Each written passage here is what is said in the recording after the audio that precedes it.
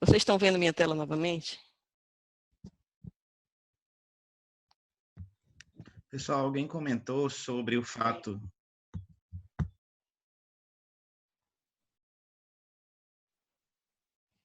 Pode falar, professor. Fiquei só na dúvida, porque alguém comentou sobre o fato de liberar os vídeos individuais para um ver ao outro, poderia aumentar, dificultar a conexão. Sem dúvida. Isso cabe, então? Sim, sem dúvida, professor. Uma Tá. das maiores dificuldades de uma webconferência, como essa que eu estou fazendo aqui, é que o anfitrião, aquele que está oferecendo a web, ele tem que ter uma excelente banda de internet, tem que ter algum nível de estabilidade. Então, se a sua internet não tem uma banda muito boa, né, não tem muita estabilidade, você vai ter uma grande dificuldade de realizar sessões como essa aqui. Quanto maior for o número de alunos, mais pesada fica, né? Então, outras dificuldades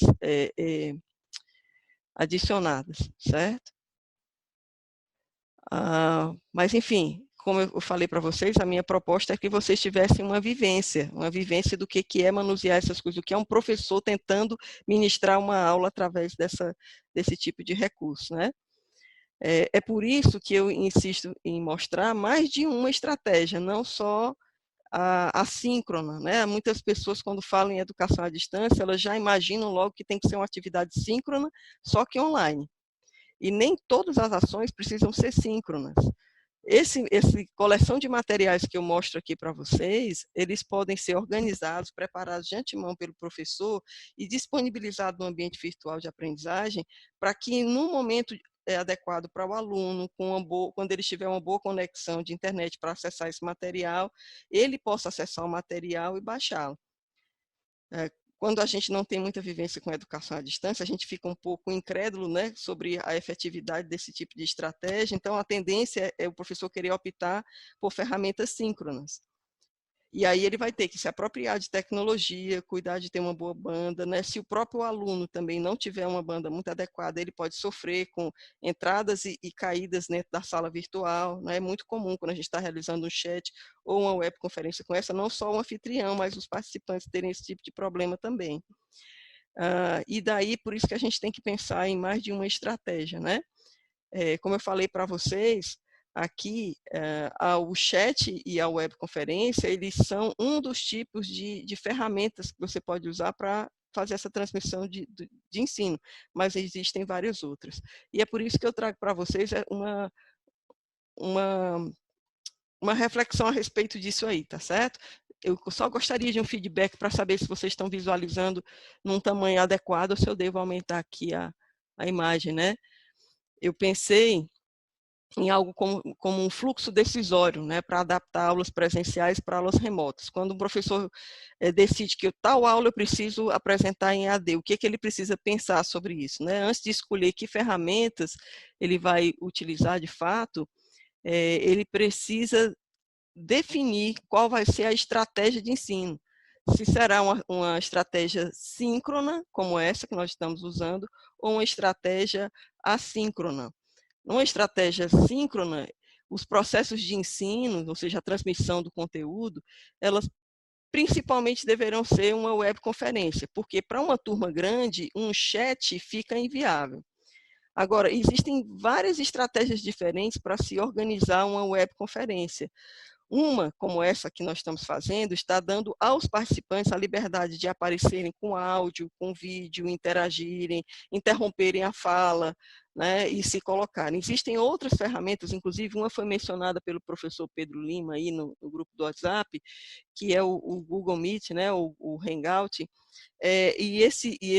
essa ferramenta, ela permite outras formas de configuração e você pode trabalhar mais ao estilo webinar, onde o professor ele transmite o conhecimento, ele não é interrompido pelos participantes, abre-se uma janela de chat parecida com essa que a gente demonstrou agora há pouco, e ao longo da transmissão, os participantes vão registrando ali as suas dúvidas, os seus comentários. Posteriormente, no momento previsto pelo professor, que é o mediador da sessão, ele vai parar e vai abrir aqui a lista de perguntas e comentários e vai atender as demandas que estão chegando, as contribuições ou os convites. Existem outros recursos também, onde o participante, ele é como se estivesse levantando a mão pedindo para falar, né? A ferramenta de webconferência que o NUTEDS usa regularmente na Rede RUT, na UNASUS, ela tem recursos bem interessantes nesse sentido também. Mas, assim, a ideia é essa, né? É que você tem que pensar nos prós e contras, a estratégia que você vai utilizar antes de definir o que você vai utilizar efetivamente nas suas aulas, tá? Eu coloquei aqui 2 ferramentas, mas tem uma série de outras, né? Principalmente essas que são utilizadas institucionalmente. A outra estratégia, a outra possibilidade, assim, só finalizando aqui a estratégia, isso seria para a entrega de conteúdo, né? E para atividades, ou seja, de que forma o aluno comprova que participou, né, daquela sessão. Essas sessões de webconferência, elas podem ser gravadas. Essa aqui, automaticamente, eu configurei para no final ela viesse a ser gravada. Então, o professor pode, por exemplo, observar depois quem foram aqueles que interagiram, que registraram, ele pode dar um jeito de abrir aqui a janela do chat, ver quem deixou o comentário e acabar usando isso aí como registro de frequência. Mas, usualmente, na educação à distância, não é assim que a gente computa a frequência de aluno em aula. Nós geralmente associamos isso à participação efetiva do aluno em alguma atividade, alguma tarefa que foi proposta naquela aula. Por exemplo, após uma sessão como essa, pode o aluno ser convidado a participar, num determinado período de tempo, de um fórum de discussão, que ele é aberto no ambiente virtual de aprendizagem, com alguma temática, titulando aquele fórum, e com algum enunciado orientador da discussão. Nesse enunciado, o professor pode elaborar uma série de situações, né? Pedir simplesmente que os alunos se posicionem sobre o que foi discutido anteriormente na webconferência, na videoaula, né, que foi colocada, mas ele pode também propor situações-problema, pode propor até casos clínicos ou coisas do tipo, para que sejam discutidos entre os alunos também. Uma outra estratégia que pode ser utilizada são os chamados questionários com feedback automatizado, e aí tanto o Moodle tem uma ferramenta muito boa para poder configurar isso aí, quanto o professor pode usar um link externo no Google Forms, por exemplo, as ferramentas do Google Forms evoluíram bastante, depois, se houver interesse, a gente pode preparar um tutorial, um vídeo tutorial sobre isso aí, onde você pode cadastrar ali questionários com feedback automado. Você não só dá o gabarito, mas você insere comentários informando por que o item está correto ou está errado. Isso é interessante porque as respostas dos alunos ficam guardadas automaticamente numa planilha Excel, favorecendo ali a tabulação, a computação de notas, né? E a participação do aluno nesse tipo de atividade já fica como registro de frequência. O professor depois pode só conferir quem foram aqueles que tiveram frequentes e lançar presença ou faltas. A outra estratégia que foi comentada é tarefas individuais ou tarefas colaborativas. O que são? Nada mais do que a oportunidade do aluno produzir algum material externo em Word, PowerPoint, ou áudio, vídeo, o que quer que ele queira fazer, que o professor queira fazer ou solicitar, e esse material é entregue dentro do ambiente virtual, dentro de uma ferramenta chamada tarefa. Se a tarefa for individual, cada um dos alunos participantes, eles têm que colocar ali a tarefinha produzida, um arquivo em Word, um arquivo em PDF, ou alguma coisa produzida por ele. Se a tarefa for colaborativa, dentro do ambiente virtual, o professor tem que previamente cadastrar os grupos de trabalho. Quando ele faz isso, na hora de entregar a tarefa colaborativa, basta que um dos participantes do grupo entreguem essa tarefa. Agora, isso deve ser usado com parcimônia, essa coisa da tarefa colaborativa, porque, na realidade, requer que os alunos, remotamente, tenham habilidade técnica para se articularem e realizarem remotamente essa atividade. Eles também vão estar dispersos em relação uns aos outros, né? Então, se eles souberem, por exemplo, usar as ferramentas de produção textual compartilhada do Office Online, O Word Online permite que um arquivo em Word seja aberto e compartilhado com todos os membros da equipe. O que um faz, o outro está vendo. Então, cada um pode dar uma contribuição e depois ser salvo como grupo. Mas aí é interessante também, por exemplo, gerar um tutorial ensinando os alunos como eles iriam trabalhar colaborativamente dentro de uma ferramenta como essa. Mas é uma possibilidade real, não é tão complexa e pode ser utilizada, certo? Algum comentário, alguma dúvida até aqui sobre essa ideia da atividade síncrona? A atividade poderia ser, então, proposta pelo próprio SIGA-A, por exemplo? Esse tipo de atividade? Sim. Sim, isso que nós estamos fazendo. Por exemplo, existe uma forma no SIGA que você emite notícias para os alunos, né? Você publica. Por exemplo, eu tive hoje pela manhã uma dificuldade. Ontem à noite eu configurei a sala com horário prévio e eu, por não dominar muito essa ferramenta ainda, não consegui encontrar onde é que estava o link de entrada aqui, quando eu entrei na minha conta do Zoom. Mas qual foi meu plano B? Abrir rapidamente uma segunda sessão, tentar manter os dados mínimos, né, senha e tal, e encontrar uma forma de comunicação rápida com vocês para que eu informasse a nova sala. No caso do SIGA, o professor teria que, se ele tivesse qualquer problema técnico, ele voltaria para o SIGA e publicaria em notícias qual é a senha de acesso, o novo link da sala, ou alguma coisa assim, para os alunos entrarem por lá. E já no SIGA, ele deveria deixar publicado, por exemplo, o planejamento da aula que eu fiz e mandei para vocês previamente, né? Ele poderia fazer isso no SIGA. Pode fazer no SIGA, pode fazer no Moodle, da mesma forma. O que pode fazer num, pode fazer no outro também. Mais alguma pergunta? Professor André, uma Pois dúvida não. aqui. Tem uma opção de dividir tela aqui também para a gente. É possível, então, outras pessoas dentro dos participantes, na hora de dividir a sua própria tela? E Sim. aí, no meu caso aqui, por exemplo, se eu for dividir a minha tela aqui, aí ele cancela a sua, como é que funciona? Professor, muitos dos recursos que estão aqui, eles não foram explorados na sua completude por mim, certo? Eu sou uma curiosa exploradora dessas coisas também. Mas o Zoom ele tem a possibilidade de eu ceder o controle da sala. Eu posso, por exemplo, ser um professor que convida um palestrante. E aí eu posso começar a fazer a abertura da sala, fazer uma introdução e depois ceder o controle da sala para algum participante. E aí esse participante faria o controle remoto. No caso, por exemplo, vamos supor que metade da fala fosse sua. Em algum momento eu lhe cederia o poder de moderação da sala e você colocaria, então, a sua tela à disposição dos demais. Agora, Perfeito. como faz isso aí, vocês estão vendo aqui que eu estou abrindo aqui algumas coisas? Dá para aparecer aqui o menuzinho que eu estou abrindo do lado da sua foto, professor? Não consigo ver. Então, é Está só porque... aparecendo o do fórum de discussão aí do PNG. tá certo. É porque é o seguinte, ele deixa transparente para os demais participantes o que eu estou fazendo, certo? Mas eu estou vendo, tem uma função aqui que é Make Host.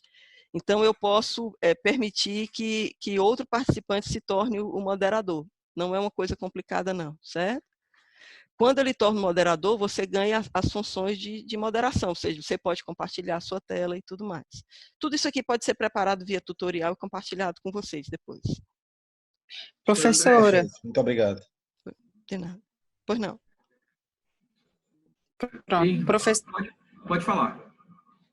pronto, é só uma sugestão que eu escutei de uma professora que já trabalha com Zoom há algum tempo, inclusive Sim. ela usa para a turma inteira, 80 alunos, e ela deu uma sugestão bem interessante, que ela só deixa aberto o microfone do monitor. O monitor fica recebendo as dúvidas dos participantes por texto. Perfeito. E ele, no momento oportuno, ele a interrompe e apresenta a dúvida. Faz uma Né? filtragem, E ela né? diz que funciona muito bem. Isso, Perfeito. isso. É Muito uma bom. sugestão. É uma sugestão. É perfeita a sua sugestão. Na verdade, isso seria, então, recomendado, né? Como esse nosso experimento aqui é, de fato, um experimento, a ideia é que vocês pudessem interagir, sentir as dificuldades mesmo, né? Eu não me preocupei com esses detalhes aí. Até regras de etiqueta, que normalmente a gente costuma passar, eu não coloquei. Só fui lembrar disso quando o professor Pedro postou aí no grupo do WhatsApp, foi que eu fui lembrar que, por exemplo, quando a gente vai programar um chat, a gente entrega antes para os alunos ou começa a sessão apresentando as regras de netiqueta. No caso da webconferência aqui, poderia, por exemplo, ser mantenha os seus microfones fechados, né? Eu não me preocupei também muito com isso, porque no Zoom, quando a gente configura uma sessão como essa, eu já posso pré-programar de que somente o moderador entrará com vídeo e com o microfone aberto. E todos já entram por default desligados, microfone e vídeo. Aí, à medida que cada um vai entrando, manuseando, você dá essa liberdade ou não, né? Mas, como ele disse, tem muita recursos e estratégias didáticas diferentes a serem exploradas com a ferramenta. Mais alguém? Eu gostaria de dar uma sugestão também. Tem uma ferramenta aqui dentro aqui do Zoom que eu acho bem interessante, que é a possibilidade de você levantar a mão para avisar que quer falar. Eu acho que isso ajuda muito para que o aluno... Eu achei interessante a sugestão aí da professora que já utiliza, né? E passa esse filtro pelo monitor. Mas, às vezes, é importante aquela pergunta aí na hora. Eu acho que isso também torna o momento mais dinâmico. Então, eu consigo programar para todo mundo estar em silêncio, mas o aluno pode levantar a mão. Perfeito, professor. E o aluno, ao levantar a mão, eu sei quem está levantando a mão e eu autorizo para ele perguntar. Perfeito. Eu acho que isso torna o momento mais acolhedor, porque você já está numa dificuldade ali, tentando passar esse conteúdo. Eu quero fazer uma pergunta, eu vou perguntar para, no momento oportuno, alguém filtrar para eu falar. É interessante também, porque pode vir muita pergunta que não faz sentido. Ok, concordo. Mas eu acho que tira um pouco o dinamismo. Então, concordo perfeitamente, eu acho que cada um vai encontrar qual é o seu prumo, né? De que maneira você gostaria ou se sente mais confortável para trabalhar. Então, eu até levantei aqui a mão para ver, para você disse, não sei se você sabe que tem esse recurso, mas ao clicar em participantes, em cima da palavra participantes, na barra inferior, você pode levantar sua mão. Eu vou agora baixar a minha mão porque eu já falei, ok? Então, acho que isso ajuda bastante. Eu costumo utilizar esse recurso. Acho ele muito bom. Professor André. Muito bom, professor. Pois não. Eu queria ver do começo, como é que eu faço para criar uma sala? Certo. Tem tutorial? Tem um tutorial. Inclusive, eu enviei por e-mail ao professor João um arquivo em PDF que tem o passo a passo em telas, né? Como é que a cada janelazinha não é difícil fazer isso aí, tá certo? Mas nós vamos providenciar em vídeo tutoriais também, demonstrando um por um. Meus alunos que são monitores de iniciação científica, tem um deles que é muito bom nessa coisa de gravar material e ele vai ajudar para agilizar essas coisas. E eu imagino que o próprio Nuted deverá, com a equipe do professor Luiz Roberto, se articular, né, para poder também fazer um material talvez mais de qualidade. Eu estou fazendo tudo muito artesanalmente, tá certo? Mas nós temos o Nuted com expertise para fazer excelentes materiais de apoio aí para facilitar a vida dos professores nessa fase. Posso seguir? Seguindo aqui, então. Bom, além das atividades síncronas, como eu mencionei aqui, nós estamos sentindo que existem diferentes possibilidades e em alguns casos, certas limitações, né? Nós temos atividades assíncronas e eu particularmente uso muito, nós usamos lá na fisioterapia, em algumas das nossas disciplinas, essas atividades assíncronas também. Elas podem ser usadas, por exemplo, nas aulas normais presenciais da gente, elas podem ser usadas como complemento, elas podem ser usadas na estratégia do Flipped Classroom, né, que você entrega a parte teórica antes, depois a parte prática presencialmente, apesar de que eu também acredito, como já discutido com os colegas, inclusive o professor Luiz, existem possibilidades da gente utilizar essa estratégia adaptada para essa situação online, né? Você entrega o teórico antes e propõe situações de discussão prática depois, né? Quanto às estratégias assíncronas, né, as formas de transmissão de conteúdo são aquelas que eu passei para vocês há pouco tempo, né? A gente teria, por exemplo, a possibilidade de desenvolver apresentações dinâmicas, né? Apresentações dinâmicas. E para isso você tem softwares que todos nós já mexemos. O PowerPoint, por exemplo, ele tem um recurso muito interessante. Vocês estão conseguindo ver a minha tela, né? E do PowerPoint? Sim, sim. Pronto, vejam só como não é difícil, né? É algo simples de se fazer. Apresentação de slides. E aqui é porque ele está ligado junto ao Zoom, né? Mas se vocês conseguem ver apagadinho aqui atrás, né? Tem gravação pelo slide atual. Quando a gente clica aqui, ele vai capturar a imagem do professor automaticamente, ele abre uma janelinha aqui na região aqui embaixo, e ele permite que a gente simule o que o Camtasia faz, por exemplo. Né? O Camtasia é um software pago, onde o professor ele pode aparecer a janelinha com o rosto dele falando alguma coisa e os slides de fundo ele fazendo alguma apresentação. E tudo isso sendo capturado e salvo em MP4, que é o formato padrão que você pode depositar no YouTube, por exemplo. Então, com uma ferramenta simples para nós hoje em dia, como é o PowerPoint, você já tem funcionalidades acessíveis e fáceis de usar, onde a gente já pode começar a experimentar e explorar essas possibilidades, certo? Ok? Outra possibilidade, né? O Prezi, algumas pessoas têm mais familiaridade, eu não uso muito, mas algumas pessoas que têm mais familiaridade poderiam, por exemplo, fazer animações em Prezi e compartilhar o link com os alunos, né, dentro do ambiente virtual de aprendizagem, sem muito problema. Quem tem mais, um pouco mais de habilidade ou curiosidade para explorar essas ferramentas, usar ou gravar uma videoaula como essa que eu comentei aqui no PowerPoint, né? E o arquivo da videoaula ser disponibilizado no ambiente virtual, ou você gravar, abre um canal no YouTube, todo mundo que tem Gmail tem um espaço, um canal no YouTube associado, a gente pode gravar a nossa aula e colocar ali como não listada, porque assim quem fizer pesquisa externa não vai encontrar o seu conteúdo, somente aqueles a quem você quiser entregar o conteúdo. E aí, no caso, você disponibilizaria dentro do ambiente virtual de aprendizagem, e é recomendável trazer alguma informação do ponto de vista ético para os alunos, do ponto de vista de respeito aos direitos autorais, os alunos seriam previamente informados sobre as restrições de uso daquele material ali. A respeito disso aí, recomendo um podcast excelente que o NUTEDS tem, gravado com o professor Renato Evando, sobre as questões éticas do uso de tecnologia na área da saúde, e esse é um aspecto que é comentado por ele também.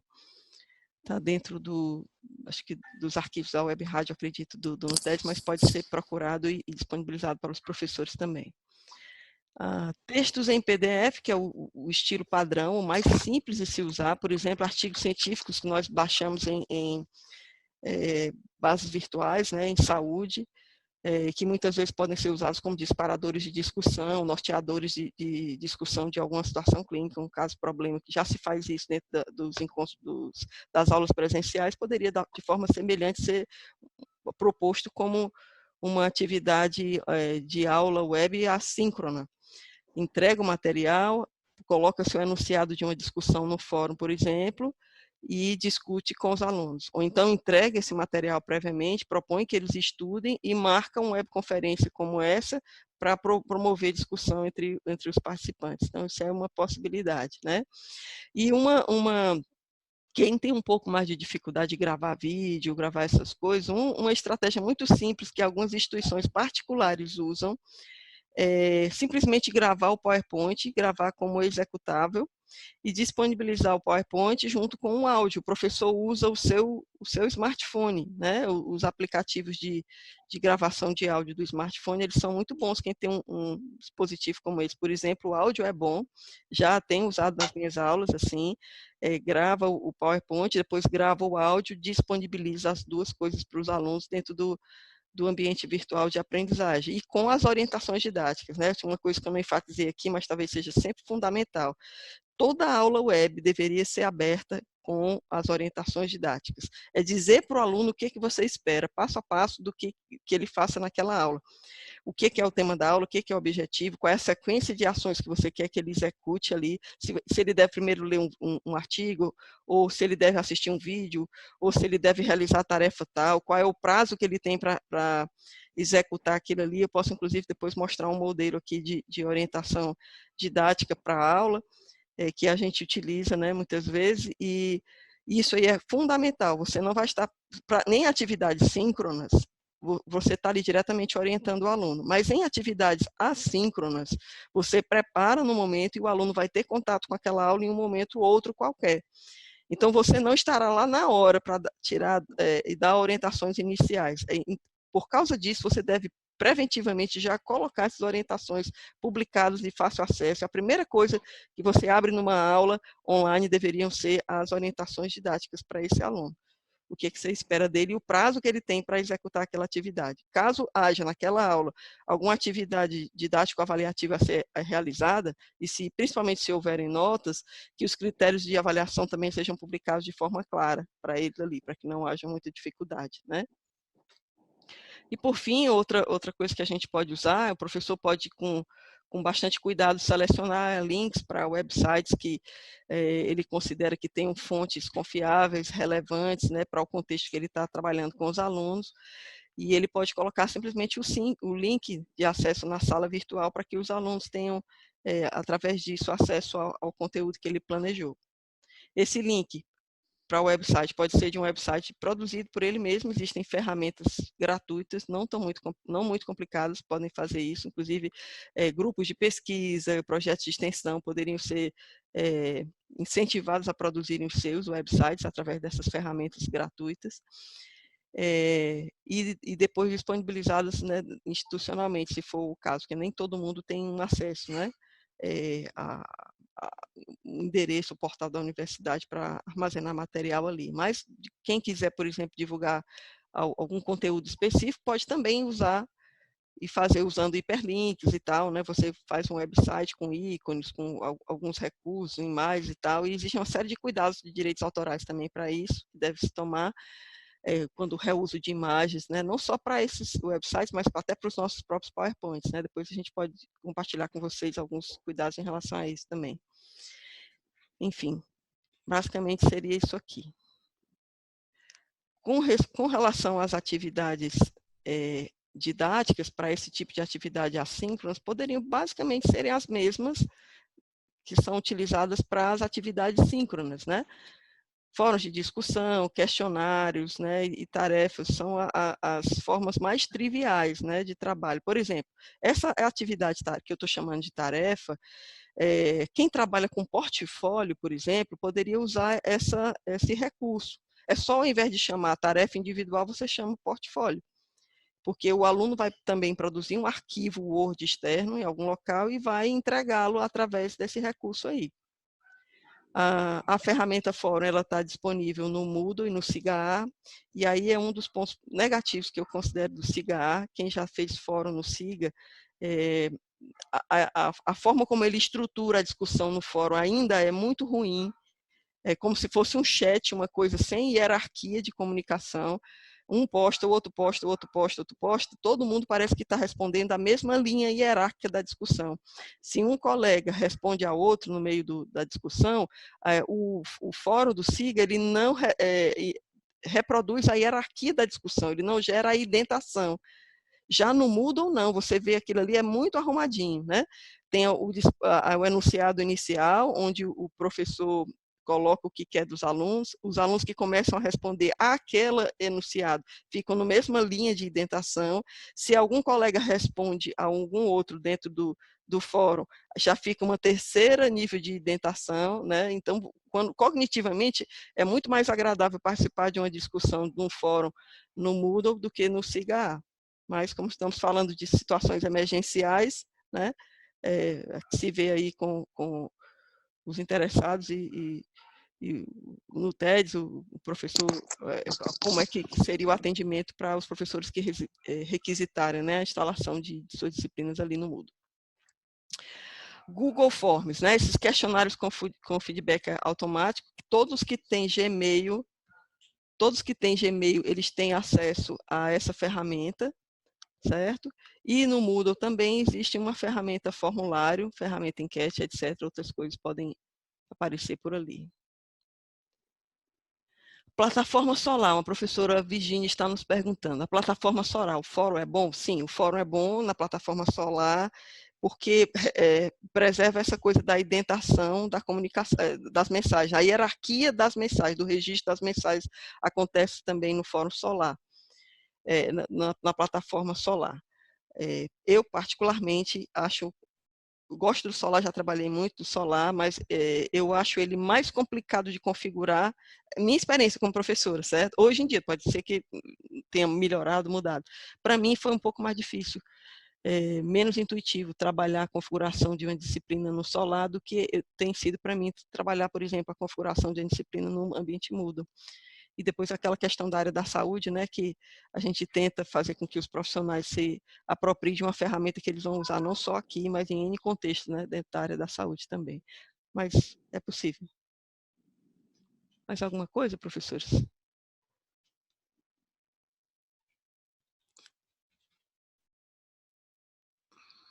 Outra pergunta aqui no chat. Alguém comentou. Conexão estável, é verdade, professor. Tem estado estável mesmo. Mais alguma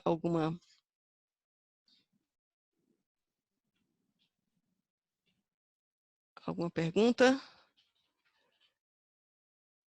Alguma comunicação aí? Professora, já que a gente tem algum tempo, a senhora poderia mostrar aí na sua tela como que a senhora faz para criar a sala? Ah, tá certo. Ok. Vou voltar aqui ao Zoom. No Zoom?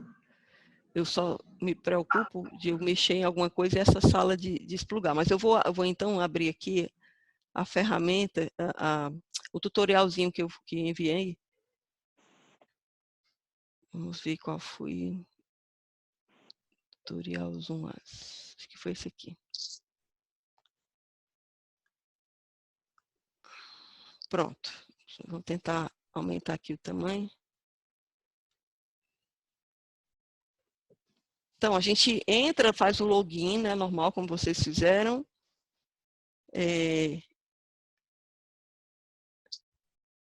Descendo aqui. Para participar de reunião, fizemos como vocês fizeram agora. E para configurar uma reunião, agendar uma reunião, né? A pessoa, dentro da sua própria conta, vem aqui em reuniões. Depois, deixa eu ver se eu... Vem aqui numa... Peraí, professor, deixa eu só fazer uma marcaçãozinha aqui para vocês visualizarem melhor. Um instante. Pronto. Você pode vir aqui em agendar reuniões. Olha só outra coisa interessante aqui do Zoom, né? Você pode marcar, manchar aqui a tela. Reuniões, agendar reuniões, certo?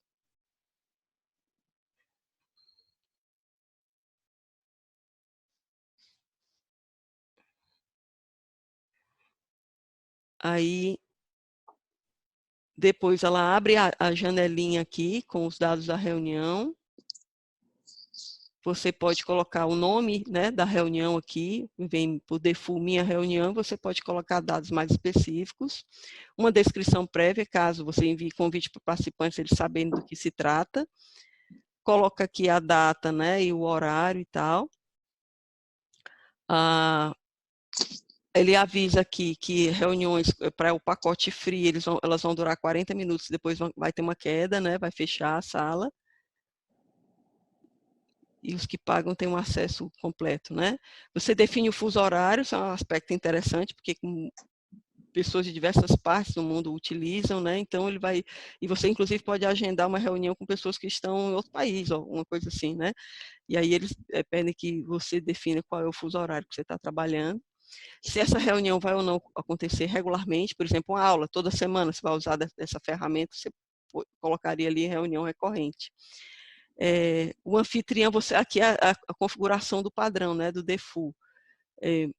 O anfitrião, ele vai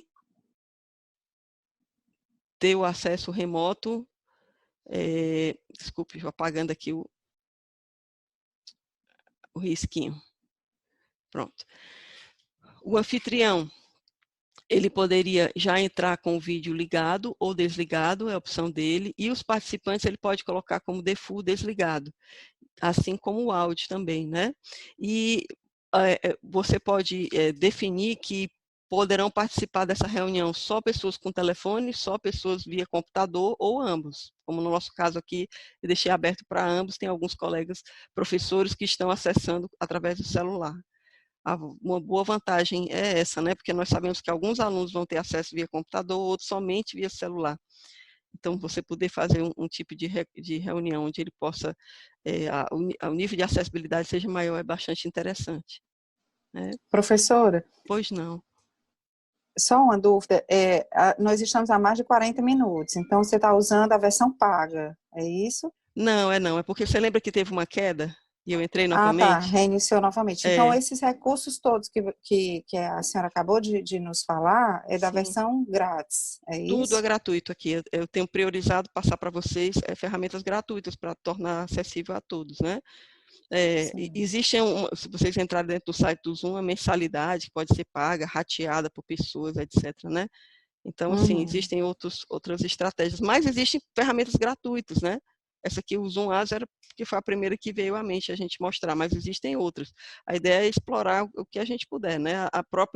Quem tem e-mail institucional da UFC já tinha acesso ao Google Meet, né? E agora, nesse período aí da pandemia, eles liberaram acesso a essas reuniões online também através dela. Então, eu acho que a questão é a gente explorar um pouco diferentes ferramentas e ver qual que é mais adequada às nossas necessidades, né? Ok? Opções da reunião aqui de antemão. Mais uma pergunta Pois mais. não, professor. É só complementando desse detalhe da versão free. Ela limita a sessão a 40 minutos. Extrapolando esse tempo, precisa recomeçar novamente uma nova sala, é gerado um novo número, uma nova senha. Como é que funciona? No nosso caso aqui, eu entrei de novo na mesma sala com a mesma senha, vocês viram? Né? Quando eu fui reconectar aqui, ele me deu essa possibilidade. Na verdade, eu acho que, não sei se era a mesma sala, mas era a mesma senha. Então, o professor, por exemplo, ele poderia padronizar as senhas, né, de acesso às disciplinas dele. Talvez o código da própria disciplina, alguma coisa assim. E a sala, ela é gerada na hora. Então, por isso que eu falo, é importante, quando você está fazendo uma ação assíncrona, tenha sempre em mãos uma outra forma de comunicação com os alunos, porque qualquer problema técnico que der, o professor pode lançar a mão dessa outra forma. No meu caso com vocês, foi aqui o grupo no WhatsApp.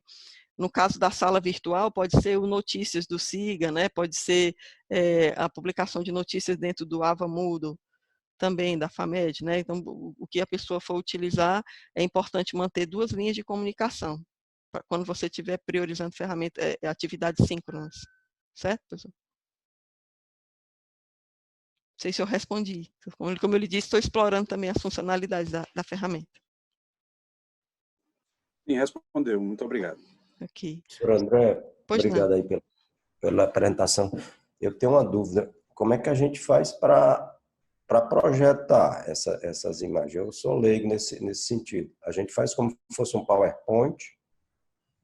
Isso que eu estou fazendo aqui, né? Por exemplo, aqui eu estou usando ao mesmo tempo a própria tela de um website, que eu estou mostrando para vocês a tela do Google, né? Mas eu deixei de antemão várias telas abertas, você está vendo aqui? Isso. Então, tem um PowerPoint já em exibição que eu deixei aberto, mas o Alt Tab aqui do meu computador, eu aperto a tecla Alt, aperto a Tab e vou alterando as janelinhas, ó. Eu deixei o arquivo Word aberto, se eu quiser mostrar alguma coisa do planejamento, né? Deixei, se eu tiver que procurar, normalmente eu procurei deixar aberto tudo que eu queria, porque é muito feio a gente ficar aqui com o nosso arquivo do Explorer procurando coisa na hora, né? Então eu tentei... Professor André. Pois não. Pois não, professor. Eu tenho uma outra dúvida. Pois não. Se é que eu entendi, esse Zoom, ele existe no caso dos iPhones, mas para os laptops da Apple, eles não têm. O Zoom tem, professor. É isso? Tem uma versão também para a Apple. Tem, o meu marido, inclusive, faz reuniões de trabalho com esse, não é isso? Para o laptop? Também, tem. Tem também. Eu tô no meu laptop da Apple, professor Armênio.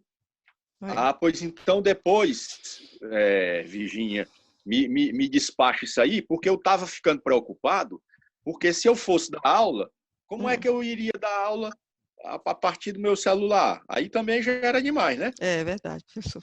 Muito esforço.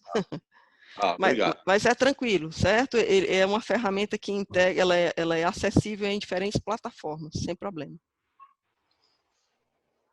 Acredito até que não só esse, né? Os outros também são, né? Mas, no caso, o Google Meet, né? Professora, Pois não. mais uma pergunta. Se eu for fazer uma avaliação dos alunos, sim. Como é que eu faço? Eu estabeleço, a partir daquele horário, nós vamos começar e temos 20, 30 minutos para terminar, e como é que eu garanto que o aluno não fique discutindo com o outro? A resposta. Tem como individualizar? Tem. Você poderia marcar sessões individuais, né?